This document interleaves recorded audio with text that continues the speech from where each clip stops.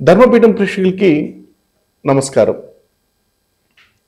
June 14, 2025 మరి దేశవ్యాప్తంగా neat ఫలితాలు విడుదలయ్యాయి. ఆంధ్రప్రదేశ్ నుంచి మరి ముఖ్యంగా తెలుగు రాష్ట్రాల నుంచి అధిక శాతం విద్యార్థులు తాము చేస్తే వైద్య కోర్సులే చేయాలని పట్టుబడుతుంటారు. ఆ దిశగా వాళ్ళు స్కూల్ నుంచే ఎంతో కష్టపడి కొన్ని లక్షలు వెచ్చించి అహర్నిశలు శ్రమించి ఈ కోర్సు కోసం వాళ్ళు పరీక్షలు రాస్తూ ఉంటారు. మరి ఇంటర్మీడియట్ పూర్తయిపోయిన తర్వాత బైపీసీ విద్యార్థులు తమ వైద్య విద్య కోసము రాసినటువంటి నీట్ ఫలితాలు వచ్చేసాయి. గతంలో మనం ధర్మపీఠం ద్వారా మనం ఒక విశ్లేషణ కార్యక్రమాన్ని నిర్వహించినప్పుడు ఏపీ మెడికో పేరెంట్ అసోసియేషన్ తరపున రాష్ట్ర అధ్యక్షులైనటువంటి డాక్టర్ ఆలా గారు చేసినటువంటి మరి కౌన్సిలింగ్ విధానం మీద కానీ కట్ ఆఫ్ మార్క్స్ ఒక ర్యాంకు సాధించుకున్న విద్యార్థికి ఏ ప్రాంతంలో సీట్ రావచ్చు అనేటువంటి ఒక అంచనాన్ని మనము విశ్లేషణ చేసి అందించినప్పుడు అవి చాలా చక్కగా 98% సరిపోయాయి. చాలామంది పేరెంట్లు అంటే తల్లిదండ్రులు ఈ విషయమై మళ్ళీ ఈ 2025 సంవత్సరానికి సంబంధించినటువంటి వైద్య విద్యార్థుల ఫలితాలు అంటే ప్రవేశ పరీక్షకు సంబంధించి నీట్ వచ్చినటువంటి ఫలితాలు, వాళ్ళకి దక్కే ర్యాంకు, వారికి సీట్ లభిస్తుందా లేదని ఎంతోమంది వేల మంది తల్లిదండ్రులు యాంగ్జైటీతో ఉత్సుకతో ఎదురు చూస్తున్నారు. సో వారందరికీ సమాధానం చెప్పడానికి మనము ఈ రోజున మన ధర్మపీఠం స్టూడియోకి డాక్టర్ ఆలా వెంకటేశ్వర్లు గారిని ఆహ్వానించాము. నమస్కారం డాక్టర్ గారు.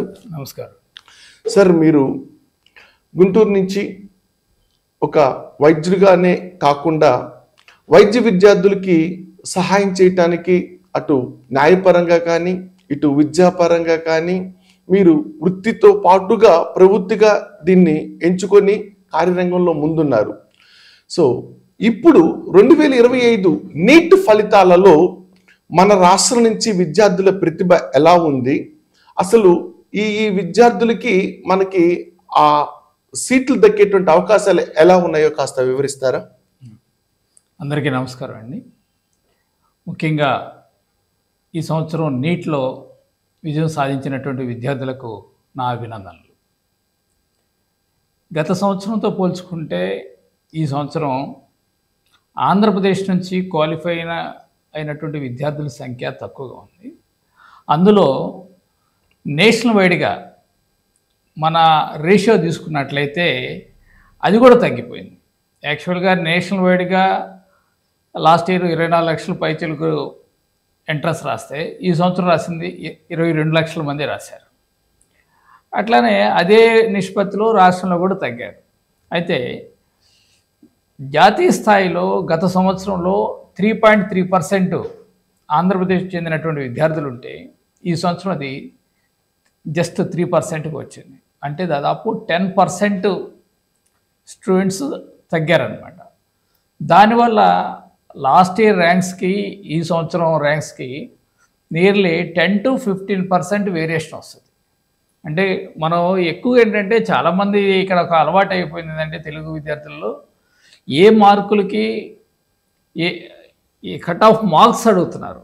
కట్ ఆఫ్ మార్క్స్ కన్నా కూడా కట్ ఆఫ్ ర్యాంక్ అనేది మోస్ట్ యాక్యురేట్. కాంపిటేటివ్ ఎగ్జామ్స్లో ఎప్పుడు కూడా ర్యాంక్ ఇంపార్టెంట్ మార్క్స్ కన్నా కూడా. కాబట్టి మీరు ఎప్పుడు కూడా మార్క్స్ కన్నా ర్యాంక్తో పోల్చుకోండి, అప్పుడు యాక్యురేట్గా వస్తుంది మీరు ఎక్స్పెక్ట్ చేసేది. అంతేగాని కట్ ఆఫ్ మార్కులు అంటే వేరియేషన్ ఇప్పుడు విపరీతమైన వేరియేషన్ ఉంది మార్క్స్కి. దాదాపు లాస్ట్ ఇయర్కి ఈ సంవత్సరానికి 100 మార్కుల దాకా వేరియేషన్ వస్తుంది.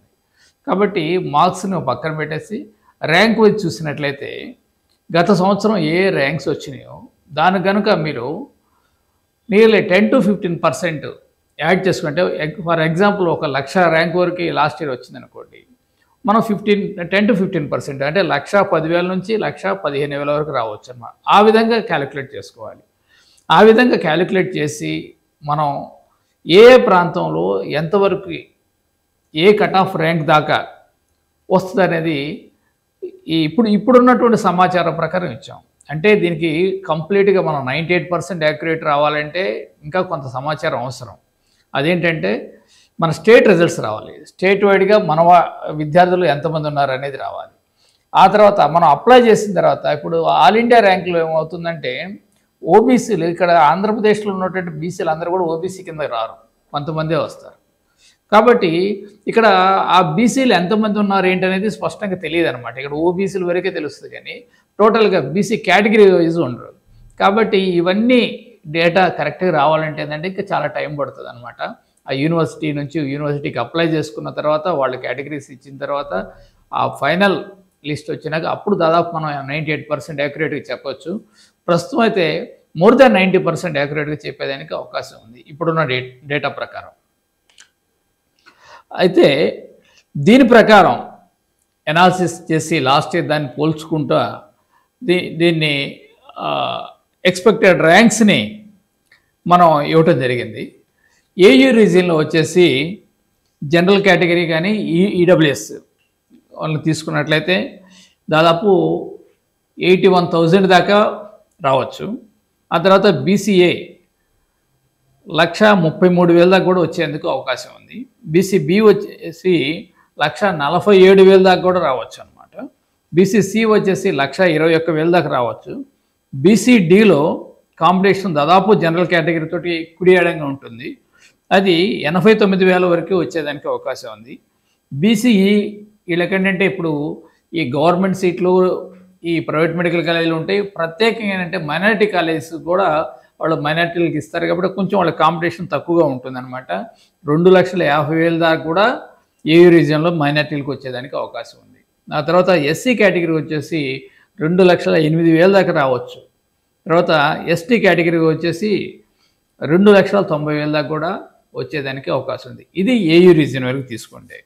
అట్లానే ఎస్యూ రీజియన్ తీసుకున్నట్లయితే జనరల్ కేటగిరీ వచ్చేసి అక్కడ ఏయూ రీజియన్తో పోల్చుకుంటే ఎస్యూ రీజియన్లో తక్కువగా ఉంటుంది ప్రతి సంవత్సరం కూడా కాంపిటీషను. అయితే ఫైనల్గా ఏంటంటే రిజల్ట్ టోటల్ మన స్టేట్ రిజల్ట్స్ కూడా వచ్చినప్పుడు కానీ చెప్పలేము. అయితే ఇప్పుడున్న వారికి సమాచారం ప్రకారం జనరల్ కేటగిరీ కానీ ఈడబ్ల్యూఎస్ కానీ తీసుకున్నట్లయితే 98,000 వరకు అక్కడ ఎస్యూ రీజియన్లో రావచ్చు అనమాట. బీసీఏ వచ్చేసి 142,000 వరకు వచ్చేదానికి అవకాశం ఉంది. బీసీబీ 149,000 వరకు వచ్చేటట్టు అవకాశం ఉంది. బీసీసీ వచ్చేసరికి 2,26,000 వరకు రావచ్చు.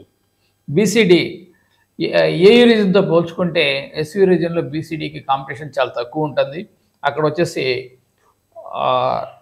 1,45,000 ర్యాంక్ వరకు కూడా వచ్చేదానికి అవకాశం ఉంది. బీసీఈ ఏయూ రీజియన్తో పోల్చుకుంటే ఎస్యూ రీజియన్లో కాంపిటీషన్ ఎక్కువ ఉంటుంది అనమాట అక్కడ.